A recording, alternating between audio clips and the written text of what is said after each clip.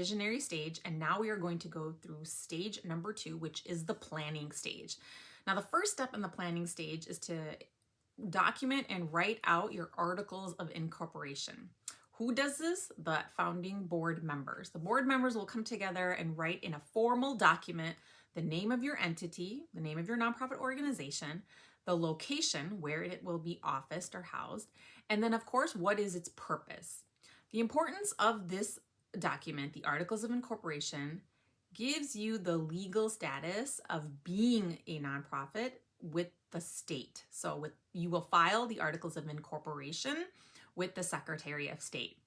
Now, this doesn't mean you get a 501c3 status. 501c3 status is something separate, and that is something that you file with the IRS. And you will need the Articles of Incorporation in order to do this. So that's step 1, documenting and creating in Articles of Incorporation.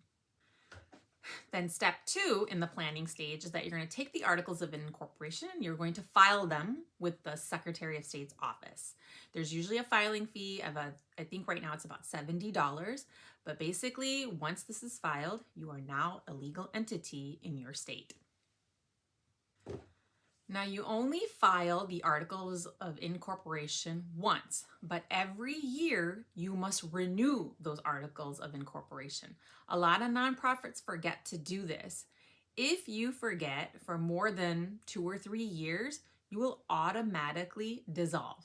Your nonprofit organization, if its Articles of Incorporation are not up to date and renewed on the Secretary of State's website, it will automatically go into being dissolved. So make sure on an annual basis you have this put into your calendar, on your to-do list, but a reminder should come to you to remember to renew the Articles of Incorporation on the Secretary of State's website. And also, it doesn't cost you any money. It's literally just a click of a button and then you're renewed. Now, the next step is to create a business plan and a budget for your nonprofit.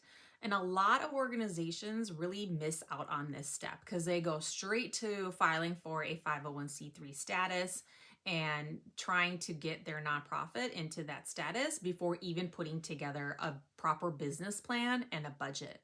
So the importance of a business plan is this is where you're going to lay out what your goals are going to be, what types of programs you're going to offer, what are all the different funding sources, how is your nonprofit going to get funded? Is it going to be grants, donations, earned income, government contracts? Really be thoughtful on what your revenue sources will be for funding your nonprofit organization. Will you have events? Do you need staff? Is it going to be volunteer-based? These are all questions that you want to be able to have articulated answers to as part of the business plan for your organization. And finally, it is really important to have a budget.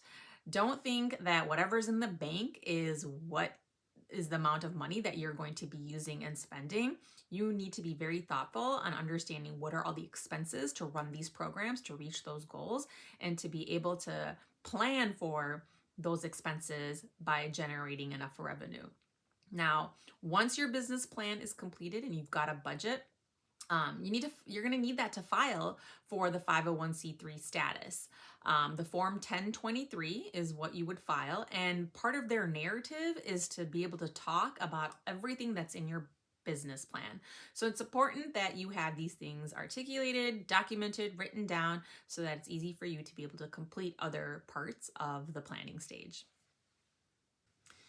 And then the final step in the planning stage is sort of twofold. One is that you need to hold your first board of directors meeting.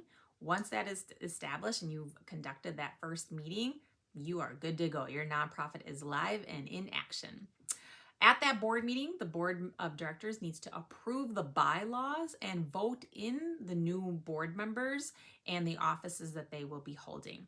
Please make sure that you document all of this. It is so important to have an agenda, to have meetings, meeting minutes, and making sure that somebody is documenting all of this because this is supposed to be public knowledge for a nonprofit entity.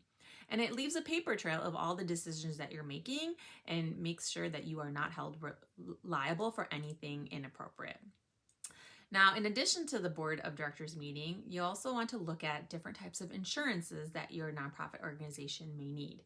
general liability insurance, officer and director's insurance, and workers' comp insurance if you have staff on your new nonprofit organization.